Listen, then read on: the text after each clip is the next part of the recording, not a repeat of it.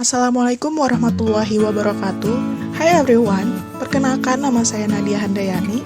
Saya mahasiswa Ilmu Komunikasi Fakultas Ilmu Sosial dan Ilmu Politik Universitas Sultan Ageng Tirtayasa Angkatan 2020. Pada kesempatan kali ini, saya akan memaparkan mengenai perubahan sosial dalam penggunaan bahan bakar rumah tangga yang terjadi di masyarakat.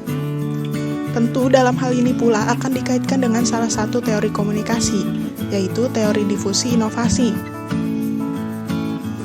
Semakin majunya zaman dan berkembangnya teknologi, diperlukan perubahan-perubahan untuk menyesuaikan dan memenuhi kebutuhan yang akan dihadapi, baik kebutuhan primer maupun sekunder. Salah satunya adalah perubahan pada penggunaan bahan bakar rumah tangga, yakni perubahan bahan bakar LPG menjadi gas alam. Meski belum merata, perubahan tersebut sudah mulai terjadi di sebagian masyarakat. Perubahan tersebut disebabkan karena penggunaan bahan bakar yang setiap harinya semakin meningkat, sehingga dibutuhkan yang sesuai. Perubahan tersebut merupakan sebuah inovasi yang ramah lingkungan, serta perubahan tersebut bisa dikatakan lebih terjangkau dan praktis dibandingkan dengan yang sebelumnya. Terdapat perbedaan antara LPG dengan gas alam. Jika LPG merupakan gas minyak bumi yang dicairkan, maka lain halnya dengan gas alam. Gas alam merupakan contoh bahan bakar dari fosil yang terbentuk dalam waktu yang sangat lama. Kandungan unsur utama pada gas alam adalah gas etana atau CH4, dan unsur lainnya yang jumlahnya lebih sedikit seperti etana, propana, butana, belerang, dan helium. Karena metana adalah produk dari alam, maka dengan hal ini pula disebut sebagai gas alam. Gas alam memiliki sifat mudah terbakar dan lebih ringan dari udara sehingga akan mudah tersebar di atmosfer. Selain itu, gas alam juga memiliki sifat tidak berasa dan tidak berbau sehingga sebelum dijual atau didistribusikan ke pengguna akhir akan mengalami proses terlebih dahulu dan diberi bau berupa tiol sehingga akan mudah terdeteksi apabila terjadi kebocoran gas. Oleh sebab itulah, jika dilihat dari segi keamanan, kompor gas alam jauh lebih aman dan terjamin dibandingkan dengan LPG. Manfaat lain yang bisa diambil dari gas alam antara lain, pertama, sebagai bahan bakar baik untuk industri, rumah tangga, kendaraan bermotor maupun pembangkit listrik. Yang kedua, sebagai bahan baku pabrik pupuk, petrokimia, metanol, dan plastik. Dan yang ketiga, sebagai komoditas ekspor seperti LNG. Terkait dengan perubahan sosial terjadi di masyarakat, berikut merupakan contoh kasus pada perubahan bahan bakar rumah tangga yang sedang terjadi di sebuah kecamatan Kelapa II, Tangerang. Sebagian masyarakat mulai Desember tahun ini sepakat untuk beralih dari penggunaan gas LPG menjadi pengguna gas alam. Masyarakat yakin dan percaya dengan program pemerintah mengkonversikan bahan bakar dari LPG menjadi gas alam dapat memberikan dampak yang lebih baik dari segi ekonomi, sosial, dan budaya. Memang bukanlah suatu hal yang mudah untuk mencapai pada titik tersebut.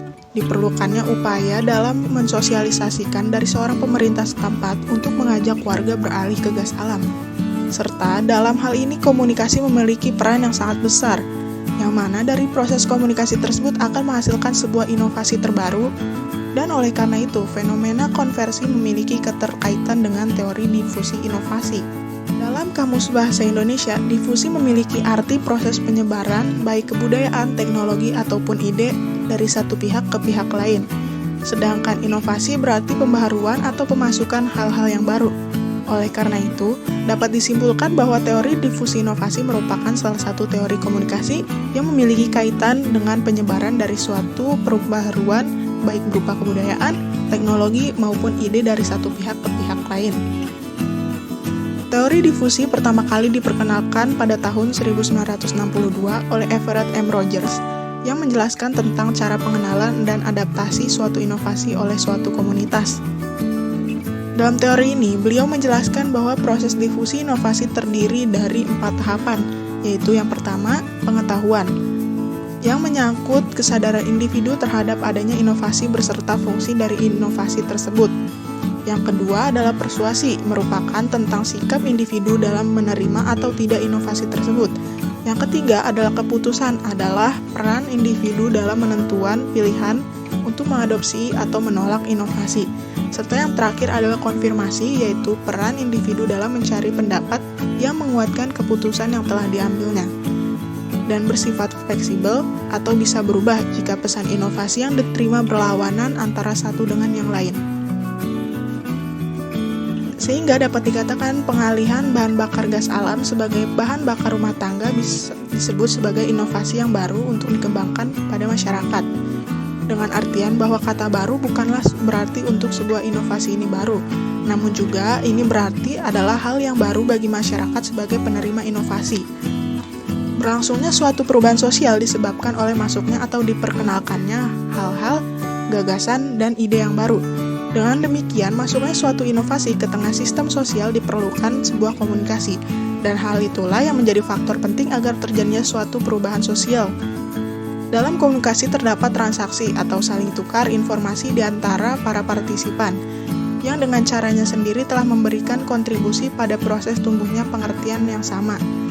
Melalui saluran-saluran komunikasi yang terjadi pengenalan, pemahaman, penilaian, yang kelak akan menghasilkan penerimaan atau penolakan terhadap suatu inovasi. Meski proses masuknya inovasi tidak sederhana dan mudah, maka tak jarang pula proses tersebut menimbulkan pro dan kontra di tengah-tengah masyarakat yang bersangkutan ketika proses yang sedang berlangsung di tengah-tengah mereka. Sehingga dapat ditarik kesimpulan bahwa adanya perubahan pada penggunaan bahan bakar rumah tangga memiliki dampak yang positif bagi masyarakat dalam memenuhi kebutuhan sehari-hari. Selain itu, peralihan penggunaan bahan bakar juga memiliki pengaruh yang positif pada bidang lainnya. Dan adanya keterkaitan pada teori difusi inovasi ini karena teori ini menjelaskan bagaimana suatu perubahan sosial dapat terjadi akibat dari penyebaran ke suatu pembaruan baik berupa kebudayaan, teknologi, maupun ide dari satu pihak ke pihak lainnya. Cukup sekian yang dapat saya sampaikan, kurang lebihnya mohon maaf. Wassalamualaikum warahmatullahi wabarakatuh.